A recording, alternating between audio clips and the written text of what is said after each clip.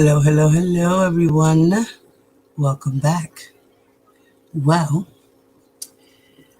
I stumbled upon an interview that was done by Barbershop Conversation, and he's on YouTube. And he had an interview with Rashonda Landfair's friend. I'm going to play a clip of the interview. We're going to listen to the audio. And then I'm going to, this is a pre-recorded live, by the way, guys. So I won't be here. This is pre-recorded. I will jump in the chat if I get a chance to. I will be in the chat with you guys. So hello, everyone who's walking into the building. Hello, hello, hello. Welcome back, my loves. Everybody on your way in, please make sure you hit that like button. If you're not subscribed, hit the subscribe. Hit the notification bell. Hit it twice so you can hit the option on all so you can get all my videos as they upload. And this was a very interesting conversation, guys.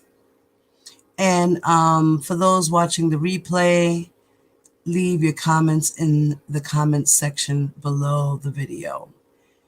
And donations are appreciated. I have Zelle 347-664-9253. Cash App, $ Diva Divine Light, capital D, capital D, capital L. Everything in between is lowercase. And you can also PayPal me at Diva Divine Light, the same spelling as my Cash App. Now, please make sure you smash that like button on your way in. Take 2 seconds, please. Jump out, hit the like, come back in.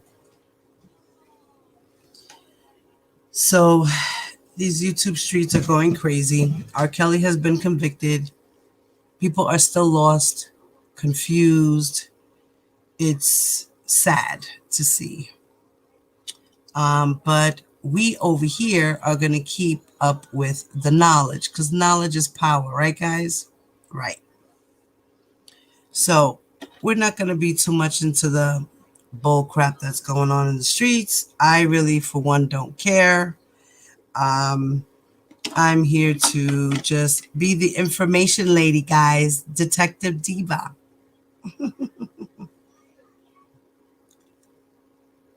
So I'm going to play this clip for you guys.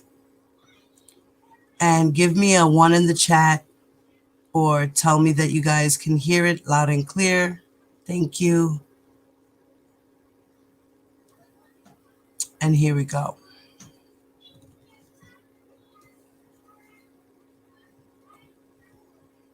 Conversation. And Felicia, welcome to the barbershop. Hey, friend, thank you. Oh, no, not a problem, not a problem. And so you and I were having a casual conversation about R. Kelly last week, and unbeknownst to me that you, and I was asking you about the R. Kelly case, and unbeknownst to me, you have you have information about the history of R. Kelly and where may have you. But you were raised in Chicago, correct? Yep, from Chicago, raised there. And so very familiar with R. Kelly, which I'm sure a lot of girls in my age group who were, around during that time did. Wow. So before we get into, so R. Kelly would be very noticeably around like young girls, would you say? Oh yeah, I mean you pretty much can. So my interaction with him started before high school age because of being friends with one of the girls that he was with. But if you, like any of my friends, like by high school, he was hanging out at the high schools he was around. Yes, you definitely were propositioned by him. Absolutely. Plenty of friends that went through that. And just to make it more legit, you played basketball with him as well, correct? Yeah, so I actually met him. First, of course, I was a huge fan. And my dad played ball with him at this place in Chicago called Illinois Athletic Center. And they played ball together, and I would go play ball with my dad, and that's how I originally met him. I would say this was about 7th grade. 7th grade. And was it pretty regular? It was on Sundays. I would go on Sundays, yeah. And I would say, maybe a couple times a month he would be there on a Sunday at the gym. And how would the interactions between you and R. Kelly be at the basketball court or even outside? In all honesty, I never had nothing that felt weird or a weird interaction with him. Obviously, I was there with my dad.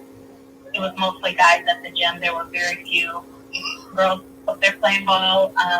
Aaliyah was with him a couple times. I had no idea, how young she was. I mean, I was young, so I didn't pay attention to those things. But nothing, just a normal interaction. He signed autographs for me. He, was very normal.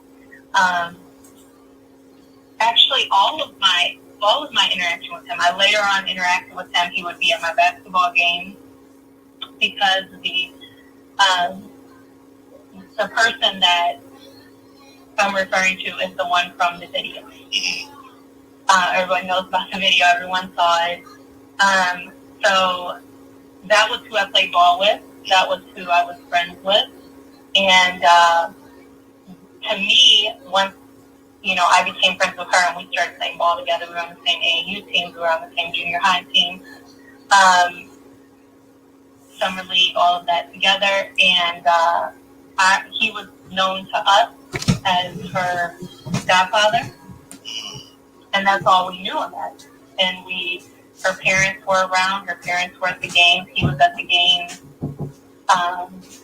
Sparkle was at the games. I mean, they were around all the time. And there were birthday parties that he threw at Hoops, his gym. I don't know, he had opened the gym in Chicago. He would have parties for her. So we had no idea about anything until, and I guess, I was never approached by him or anything, like I said, inappropriate ever. And I don't know if that was because I was friends with her, so my only interaction with him at that point was with her. Yeah, we had no idea until the tape came out. Wow. And by this time, I believe we were like 16. We were in high school. We were at separate high schools. And the tape went around. I was at a private high school, and the tape went around to our public high school where we lived. And after school one day, and I was up there, and it got exposed, right? And she was hysterical, and everyone had seen the tape, and anyone who knew her knew it was her. There was no denying it was her. And also no denying that you knew how old she was, because she was actually, I think she was a year younger than me. So I knew exactly how old she was, even if the tape was that year, which it was obviously, it was about 2 years old at this point, but it had just gotten, kind of put out there. And that was our first time even knowing that anything was going on. We just thought he was her godfather. He was always around. She was always hanging out with him. I mean, us as young girls, we weren't thinking about it. I mean, we were playing ball. We were, enjoying the pizza party, the parties he put on. I mean, we just had no idea that was going on with her, especially when, I think the biggest shocker to me was when it came out, I was like, her parents were around. They were very much at all of our games, and he was there, and they were enjoying that lifestyle, is how I see it. And so that was what shocked me at first, was like, did her parents know? Because they were part of his, like, crew. So how could they not? And so I think that was kind of, like, even for me and my other teammates and other girls who knew her, that was kind of like our thing, was we were so shocked because, you know, you look at your parents as the people who are supposed to protect you, right? In most cases. And so it was kind of like, wow, were they being taken care of? Is that why it was not something that they, I mean, how could they not know? So, yeah. And now that you look back on it, do you think the parents were complicit, or was? I think so. And it's really sick to think about it like that, you know? But I think so. I just feel like there's certain things that an adult, I don't care if it's a parent or not, anyone that was around that was an adult, you don't allow, especially if it is your child. So being alone with him, with a grown man, I mean, I feel they were complicit. I feel like they were definitely being taken care of, and they were enjoying that lifestyle.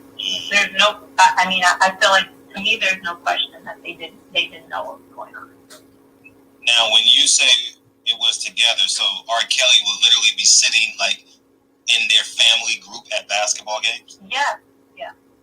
Wow. And Sparkle and Sparkle, and she had I don't know if it was her niece or her daughter. There was another girl who was older than us, really pretty girl. I just remember, you know, you see a girl, we were younger, she was a little bit older than us. She may have been like 16 when we were like 14. She may have been like 16, 17. She was around a lot. And yeah, so the parents were with them. And I believe, so I want to say that her dad, girl's dad, even though probably everyone knows her name, her dad was, like, worked for him. He was either like a producer, or he did something in the music industry. And I think it was like, I was in 8th grade. She was probably in 7th grade when R. Kelly started like a group with them, and they came to the school. So her dad was like in the music industry. So they started like a little teeny bopper group, and they, like, when one of those magazines came to the school, and they did like photos with us, or like, you know, picturing her like at school, her day or whatever. But yeah, so I just don't see how her parents didn't know. Wow. And they'd have to be totally naive. Right. And how was the interaction? Did you have interactions with her parents? I had interactions with her parents. It was a long time ago, so I don't remember anything like unusual about them. But I do remember mostly her dad being at the games normally, and maybe her mom a few times. But I mostly remember her dad because, like I said, he was like managing them, her group, and that kind of stuff. Do you remember the name of the group? I don't remember the name of the group. God, I had that magazine for years, but of course it's been so long.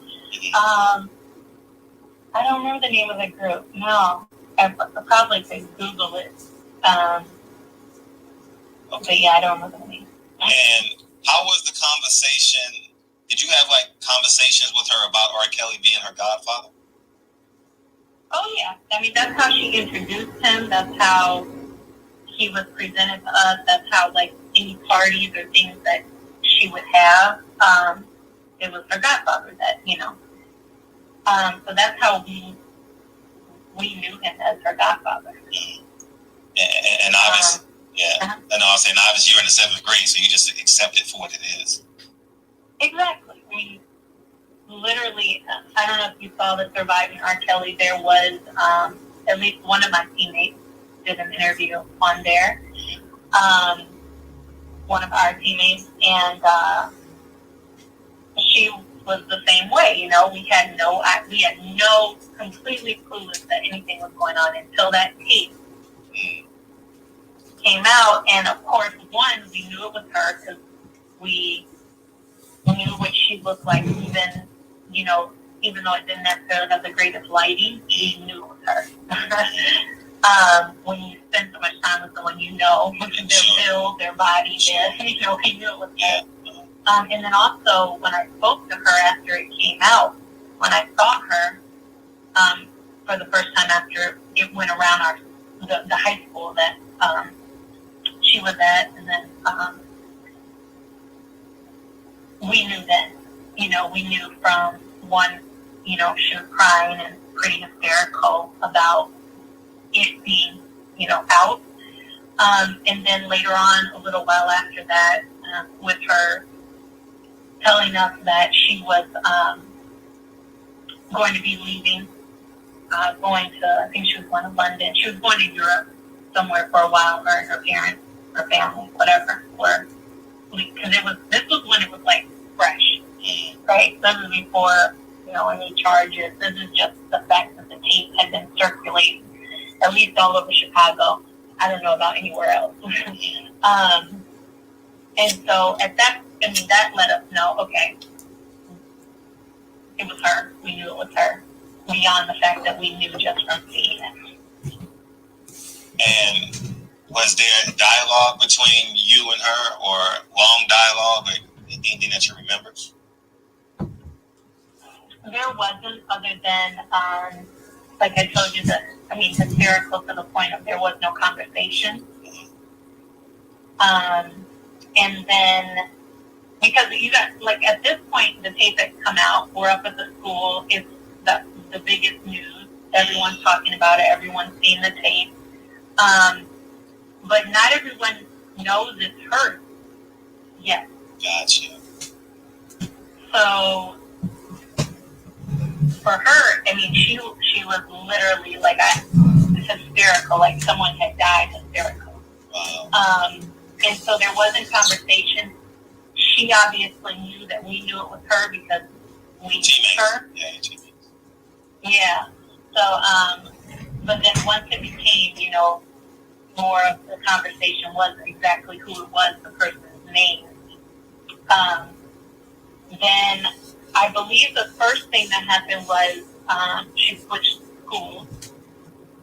And then after that, the next time I saw her in person and talked to her, it was literally just about her and her family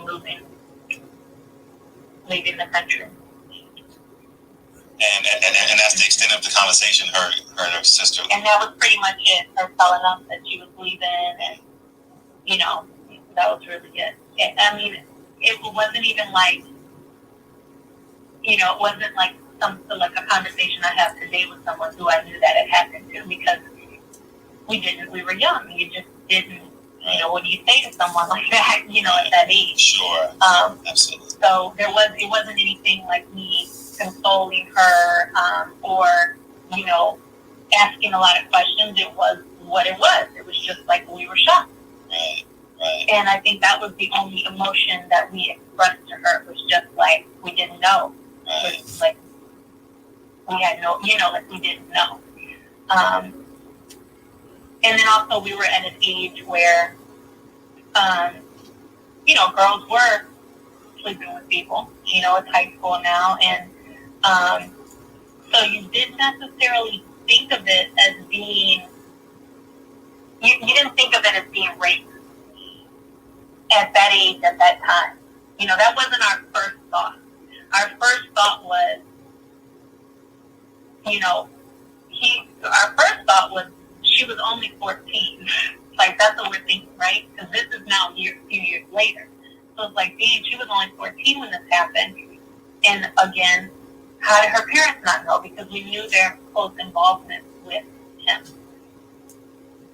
So there wasn't like like what I would say to her today had I known that was going on. Right. So at this present time, you are 17 and she's 16. Right. And the incident happened when she was 14. She was 14 on that tape.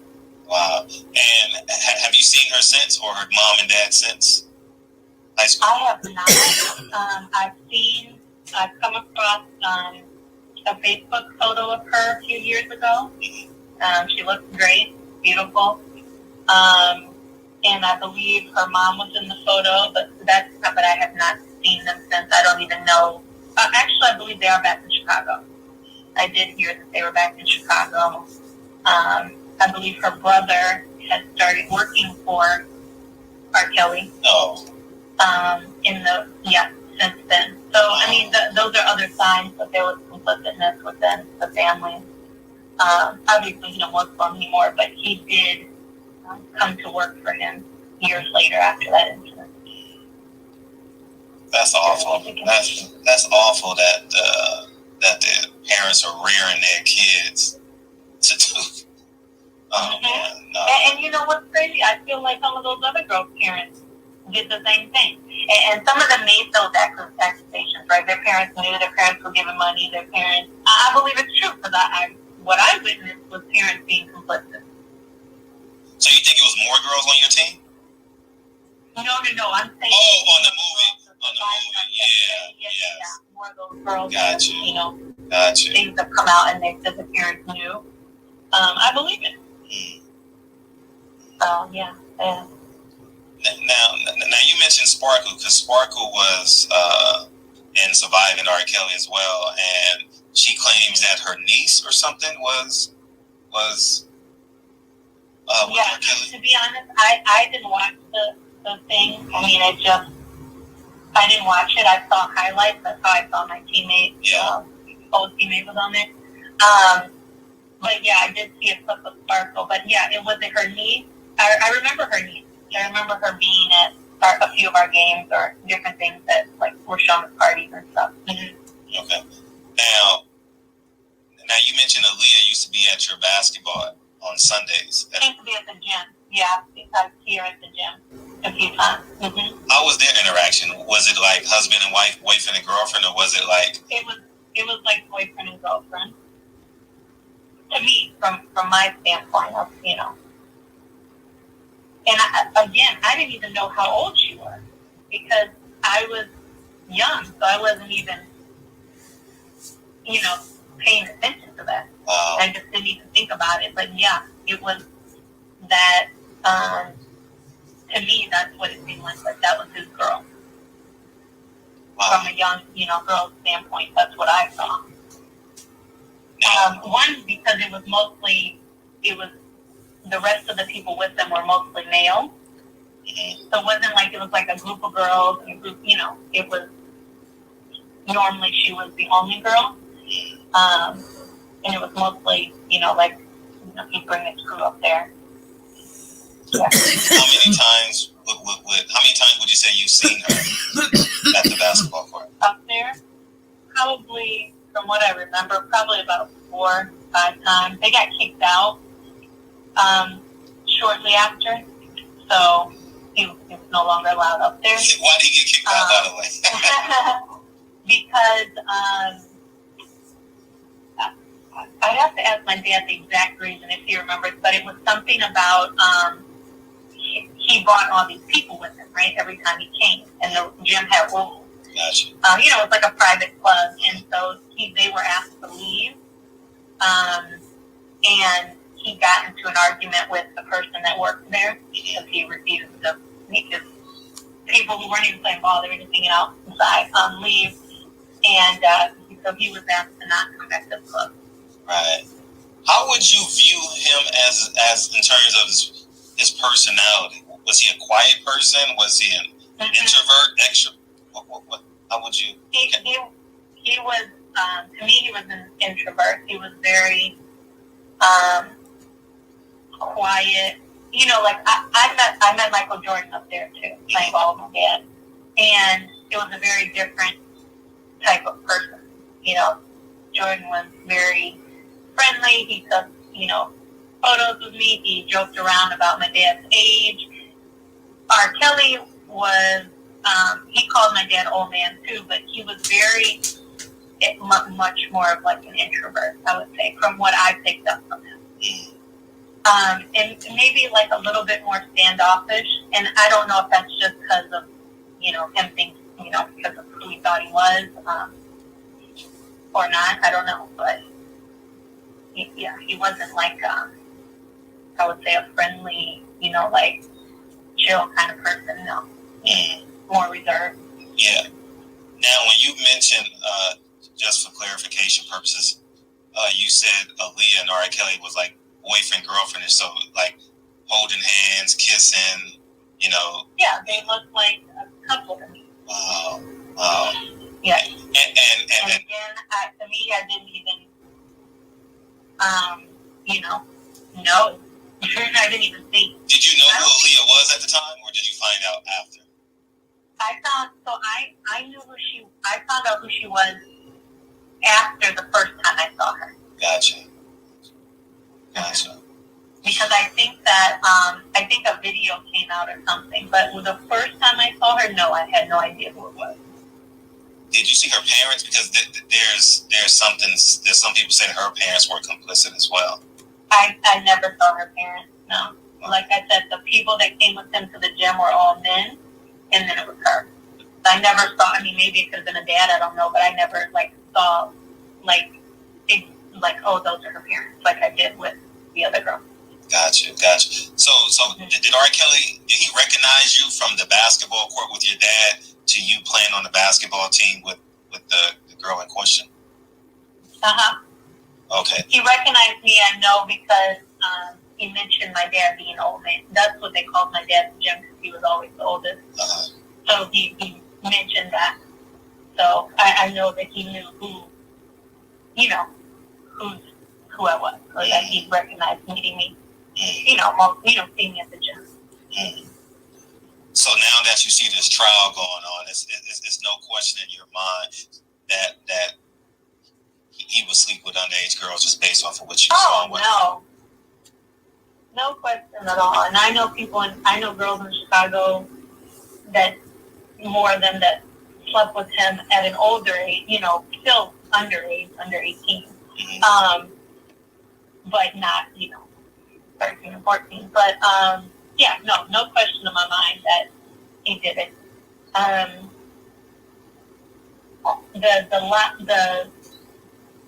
The things I hear about, like him keeping them hot, locked in the rooms and stuff like that. That, of course, I have no, I don't know if that stuff is true or not. Right.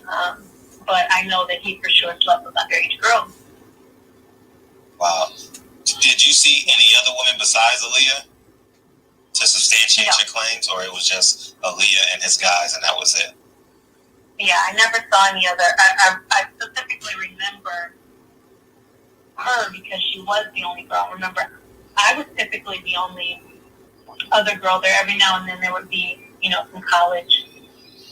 some female college players who would be there playing, but for the most part, I was normally the only girl up there with the guys. So.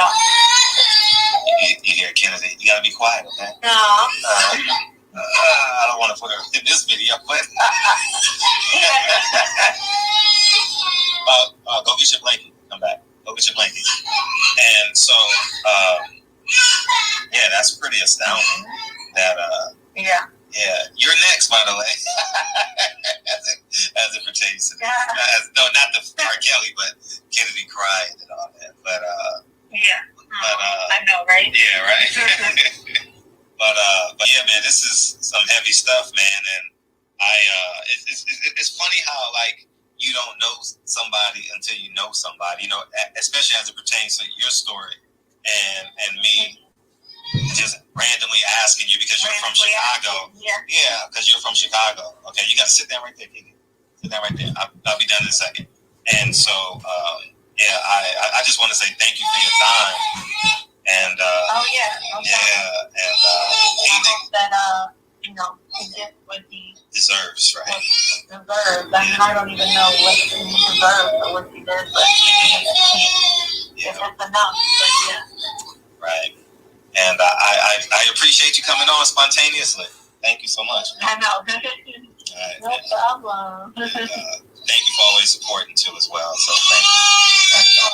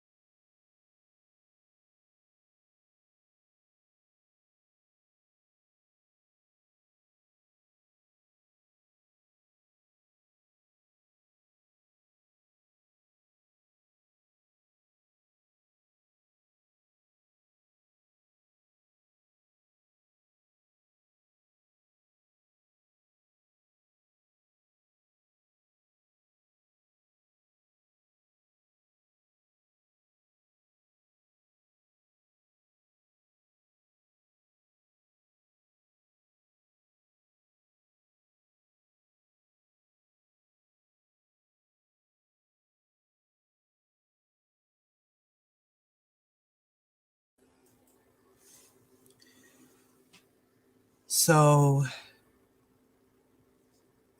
Rashana's friend spoke to Barbershop Conversation. Go subscribe to his channel. Um, so the young lady knows that it was her on the tape. She said that when Rashana found out that the tape was out, she was hysterical. And that she told her that she had to leave the country. She was moving, for a little while. She was going away to London, Europe, somewhere over there. I wonder how long the family stayed out there before they came back.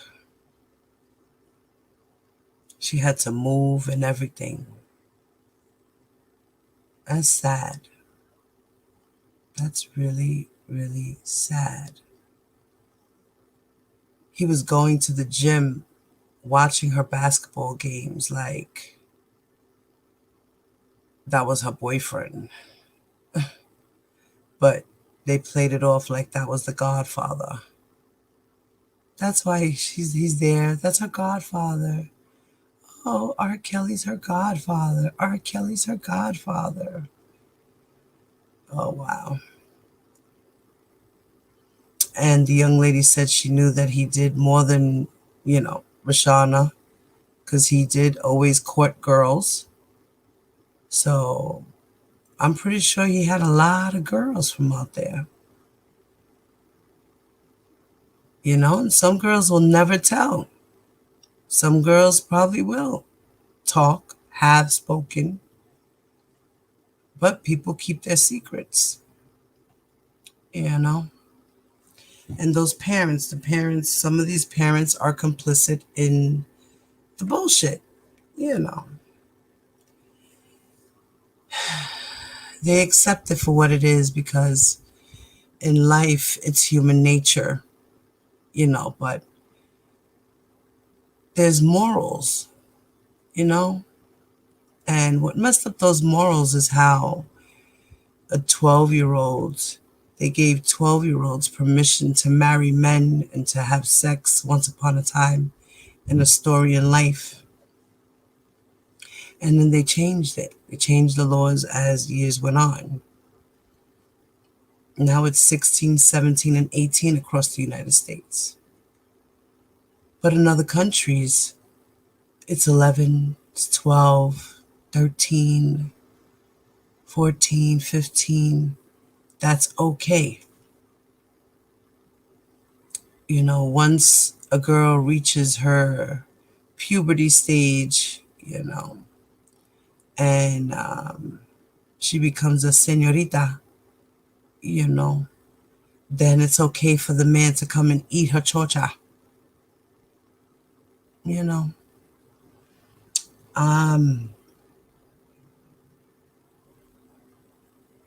And you know what? I don't think that's right. I don't think that's a good thing at all. It shouldn't be. It should not be allowed. I say they should change these laws to 18 across the United States. At least that. 18, all across the board.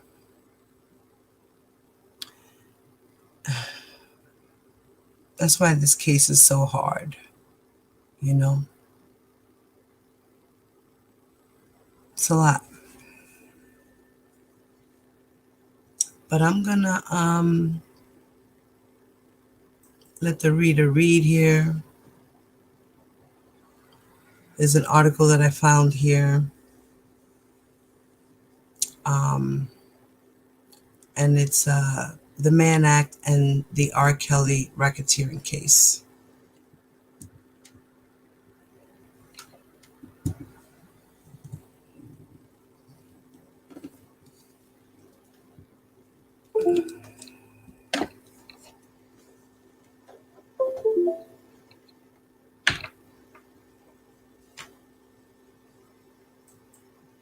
/criminal, the Mann Act and the R. Kelly racketeering case. R. Kelly is currently in the news for the alleged abuse of young women. Various young women have come forward alleging abuse. R. Kelly has been alleged to also have abused the late singer Aaliyah, who R. Kelly married when she was 15. What is more surprising is that R. Kelly is also being charged with racketeering, including violations of the Mann Act. This is a charge most commonly associated with organized crime. Racketeering takes place over a period of time and it involves many associates. R. Kelly's defense is claiming the charge of racketeering is inappropriate and will make it impossible to have a fair trial.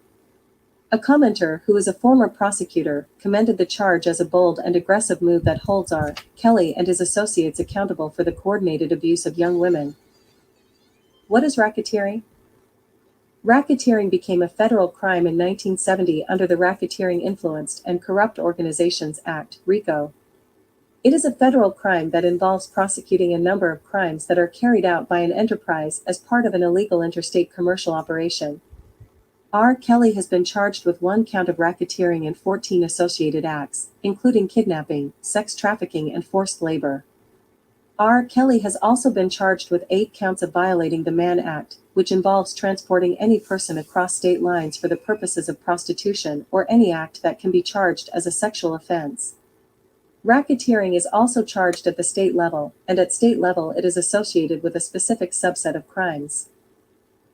According to these accusations, R. Kelly is the leader of an enterprise which involves his managers, drivers, bodyguards, personal assistants, and runners. The indictment states that the purposes of the enterprise were to promote R. Kelly's music and the R. Kelly brand, to recruit women and girls to engage in illegal sexual activity with Kelly and to produce pornography, including child pornography. What is the Mann Act? R. Kelly is facing several other separate charges, including sexual exploitation of children. Under the racketeering charge, however, R. Kelly faces several charges associated with this. The Mann Act was passed in 1910 and initially covered transporting a woman or girl across state lines for prostitution or debauchery or any other immoral purpose. It was used in a number of instances to target people of color and people in consensual sexual relationships or involved in sex work. The Mann Act was tied to many high-profile cases, including the singer Chuck Berry. The Mann Act was updated in 1978 and became gender-neutral. It covered trafficking a person for prostitution and also for any sexual offense. Protections were also added for commercially trafficking minors. In 1986, the Mann Act was updated to protect non-commercial sexual exploitation of minors. The Mann Act has to be charged in connection with certain crimes of a sexual and/or commercial nature that also have to be proved beyond all reasonable doubt. In R. Kelly's case, it is being charged in connection with several serious charges of aggravated sexual abuse. But it is also being charged in connection with misdemeanor counts of knowingly exposing some of the underage victims to herpes. The Mann Act is often charged with other related crimes. Racketeering is a well-known partner to the Mann Act as it helps to prove there was a commercial operation involving sex trafficking minors or other persons. It's important to note, however, that there doesn't have to be commercial activity for the Mann Act to be charged. The case against R. Kelly and the consequences of the Mann Act. The racketeering case against R. Kelly appears to be a conscious strategy by the prosecution to ensure R. Kelly and his associates are held responsible for alleged coordinated sexual abuse of minors. Using a racketeering charge to connect these acts may or may not be successful in court. R. Kelly's alleged violations of the Mann Act are connected to the charge of racketeering as what are known as predicate charges. For racketeering to be convicted, only 2 predicate charges need to be proved.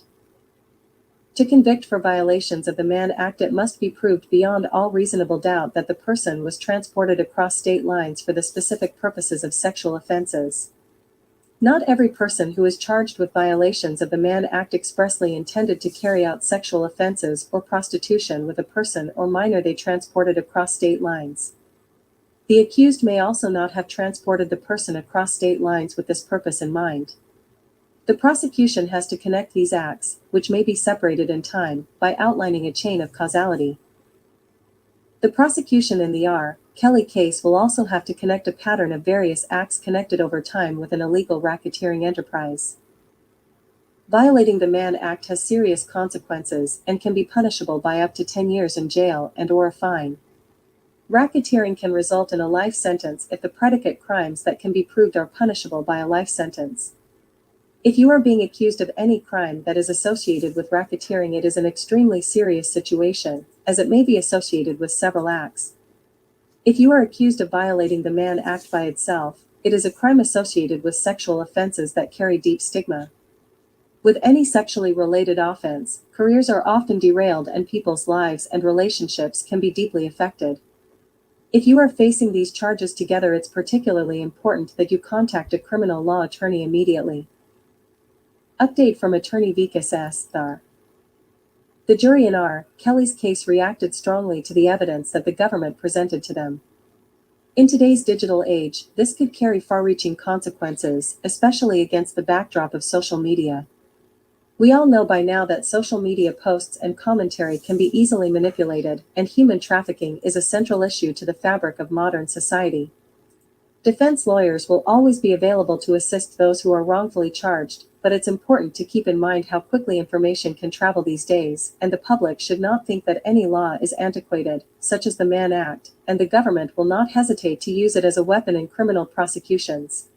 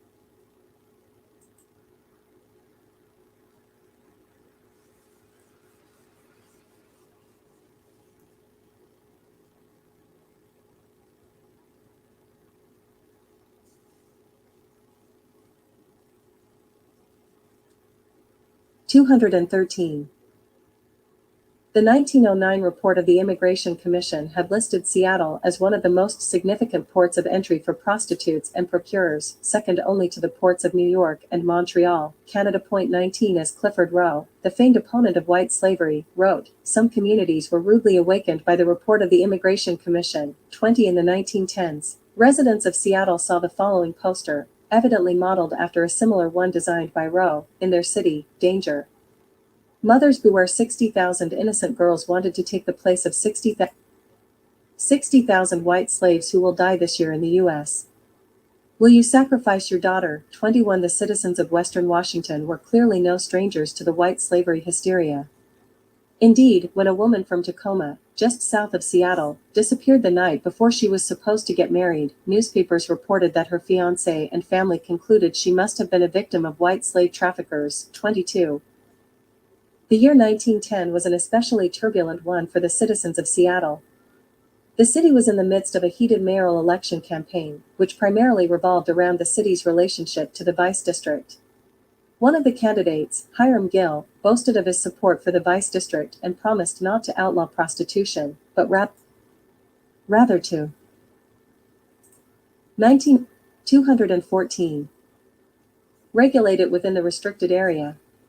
An editorial in the Seattle Star entitled Gill and the White Slaves criticized Gill's stance on vice and made it clear how important it was to the writer to live in a city with a good reputation. Neither a city nor an individual can have any more valuable asset than a good name. With cities, nothing else is so efficacious in inspiring its citizens with an enthusiasm for public service of the highest type as the conviction that their home city has a worldwide reputation for moral or intellectual supremacy. The editorial bemoaned the embarrassing report that Seattle stood first among American cities as the headquarters of the white slave traffic, and proclaimed that this news did serious injury to Seattle's moral standing among her sister cities. 23. Cities. 23. The editorial drew a clear connection between a respectable city, the eradication of white slavery, and the authority of the federal government. Closely following the publication of this report impugning Seattle's good name came the arrest in the city of two of these white slave owners, Max Turner and Joseph Herman. Every mother and father in Seattle felt a momentary personal joy when the press carried the news that the strong hand of the federal government had clutched these two human beasts by the throat. In this case, the government probably prosecuted the men under immigration laws, since the passage of the Mann Act was still a few months away. According to the editorial, the good citizens of Seattle, especially parents of daughters, should rejoice at the power offered by the federal government to eliminate the vice that plagued their city. Indeed, the writer asserted, in the whole of Seattle there could not be a person of 23. The editorial does not name the report, but it most likely referred to the 1909 report of the Immigration Commission, which was made public just weeks before the editorial. 215. Decency and manhood who would step forth to extricate these wretches, the arrested men, from the government's meshes. But, the editorial continued, there was a villain in their midst, Hiram Gill, an attorney, president of the city council, and candidate for mayor. The citizens of Seattle who thought that the federal government would not be obstructed in its work of crushing the white slave owner were mistaken. Gill, it proclaimed, wanted the white slave's money, though it was stamped with woman's shame and woman's tears. A vote for Gill, it concluded, would be a vote in favor of the report that had declared Seattle one of the worst centers of white slavery in the country. 24. Certainly not all the residents of Seattle agreed with the Seattle Star's position on Hiram Gill, or its insistence that a healthy city required the elimination of prostitution. The Star was only Seattle's third most popular paper until the First World War, when it became the city's largest selling one. It tended to be pro-labor, pro-prohibition, and generally to support progressive reforms. 25, and it failed in its effort to encourage voters not to elect Gill. After his successful campaign, Gill followed through on his promise not to drive prostitutes out of town, and Seattle's vice industry flourished. He appointed the corrupt Charles Wappy Wappenstein as chief of police, who was happy to encourage the vice industry as long as it lined his pockets. 26, a muckraking article in McClure's magazine declared that the appointment of Wappenstein was the signal for a sinister migration of undesirables from all over the country. According to conservative estimates, not far from 2,000 characters of this kind were added to the population. 24. Gill, 216. Of Seattle in a few weeks. 27. Within a few months of Gill's election, a group of investors openly began construction on a large crib house where about 200 prostitutes could work out of small rooms. 28. The flourishing Vice District horrified a segment of Seattle's population, as even respectable ladies had to walk past these regions of downtown in the course of their daily lives. Meanwhile, the 1910 elections had brought with them another kind of social change, the triumph of women's suffrage in the state of Washington. Coming 14 years after the last states to vote in favor of women's suffrage, Idaho and Utah, this was an enormous victory, and signaled the beginning of a wave of suffrage wins in western states. Woman suffrage had long been connected to the ongoing cycles of vice and reform in Washington. In 1883, women gained the vote in the territory of Washington, with the idea that they would swing the balance of power to the side of virtue. It worked, and for a time sin in Seattle was dealt a stunning blow. Brothels and saloons were suddenly closed.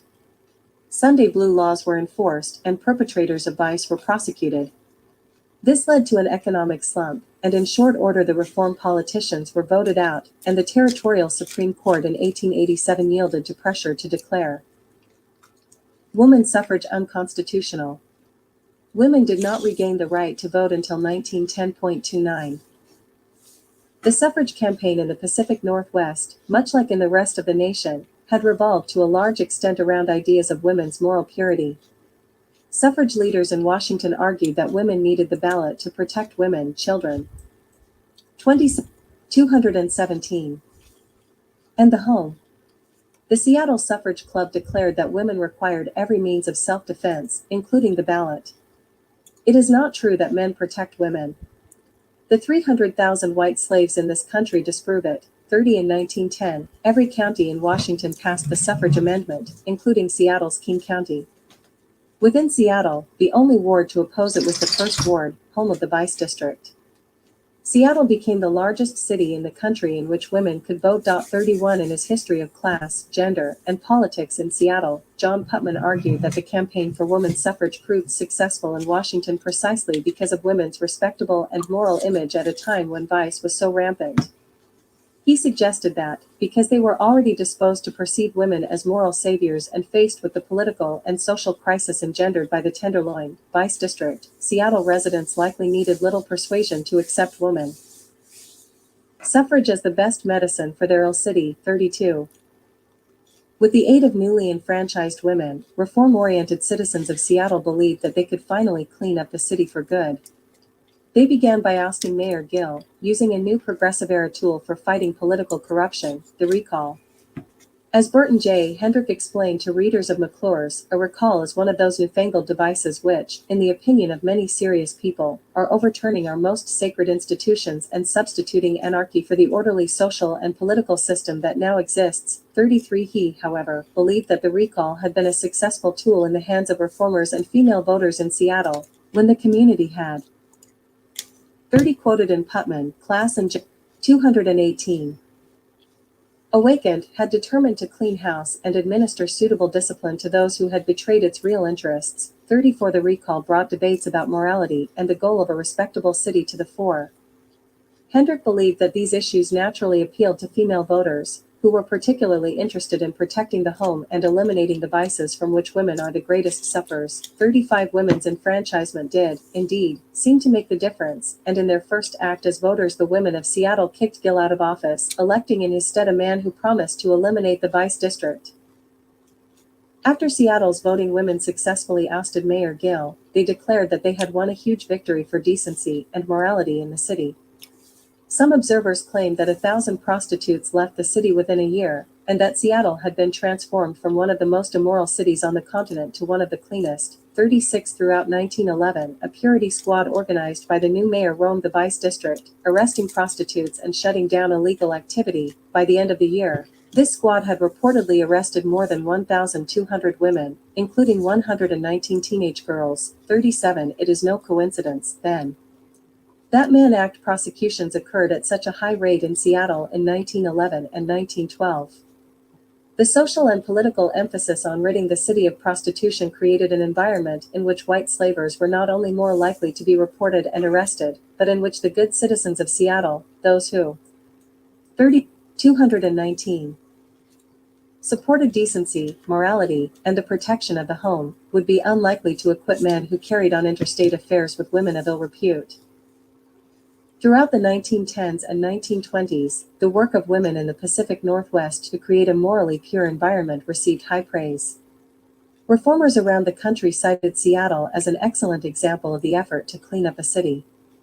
The Herald of Gospel Liberty said that the city accomplished splendid results, although in Seattle they had to remove from office the mayor of the city and elect a new mayor before the citizens could have the law enforced. 38, the Central Law Journal reported in a 1914 article entitled "What Have Women Done with the Vote?" that the equal suffrage metropolises, including Seattle, had stamped out their bad lands and put an end to municipal sanction of commercialized vice. 39a. 1918 letter from a hotel owner in Seattle to a hotel manager in Massachusetts cited the virtues of living in a dry state where alcohol was prohibited. "In this state we thank the Lord, and the women's votes, for the changed and really pleasant surroundings we enjoy at this time," he wrote. "This city is unusually clean and healthy and morally right, and is a real hometown." 40. In 1915, George Piper, the Washington state senator who helped to force the suffrage bill through the state legislature, wrote a letter to the editor of the New York Tribune explaining why he continued to support women's suffrage. His reasons revolved around the moral purity that women allegedly brought to politics. 38. A brief account of the Men and Religion campaign against commercialized vice in Atlanta, Georgia. Herald of 200. Since visiting New York, I have been asked if I am still for suffrage and why. I wish to say that I am, and in brief, the following are a few reasons. First, every white slaver in the state is against it. Seventh, the fact that it brought the Supreme Court and the legislature to a just appreciation of the duty they owed to women. Eighth, the fact that it brought more power to the home, the shrine of purity and liberty. 41. This rhetoric proved central to the mayoral campaign of Bertha Landis, who in 1926 became the first female mayor of a major city in the U.S. 42. According to historian Doris Pyroff, Landis was part of a progressive tradition intent on the moral regeneration of a society becoming increasingly urban, industrial, and multicultural. She espoused moral uplift, public decency, and effective civic management in such areas of urban life as health, safety, and wholesome recreation.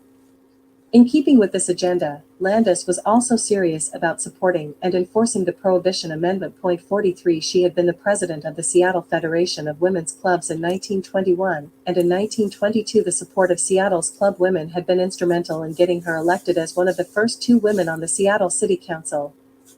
The Seattle Federation of Women's Clubs mailed an announcement reminding its members to vote for their sister club woman, because of the principles of civic betterment for which she stands. 44. Indeed, while on the city council, Landis spearheaded the move for an ordinance that provided for the tighter regulation of cabarets and dance halls. 45. 41. 221. By the time Landis decided to run for mayor, the problem of prostitution in Seattle had reemerged. Hundreds of women were working as prostitutes downtown, with no other means of supporting themselves. 46. Given Seattle's history of turning to women during times when the public demanded a city cleanup, it is not surprising that Seattle's reputation as a respectable city had once again fallen into question when Landis was elected. During her campaign, Landis emphasized that she saw the city as merely an extension of the home, calling one of her nationwide lecture tours Adventures in Municipal Housekeeping. Her husband affirmed that there would be nothing revolutionary about her approach to politics, it's simply the natural enlargement of her sphere. Keeping house and raising a family are a woman's logical tasks, and, in principle, there's no difference between running one home and 100,000, 47. Landis did make some strides in restricting vice in the city during her term as mayor, but she failed to be re-elected 2 years later. The ebb and flow of moral reform movements in Seattle, which were deeply connected to women's political work and the efforts to build a respectable city, can be viewed as unique only in the grandiosity of their dimensions. Similar social and cultural tensions existed throughout the Pacific Northwest. During the Progressive Era, Oregon also saw many challenges to political corruption that resulted in a spate of new legislation. For instance, historian David Peterson Del Mar has written about an unusual whipping post law in Oregon that allowed wife beaters to be whipped as a punishment.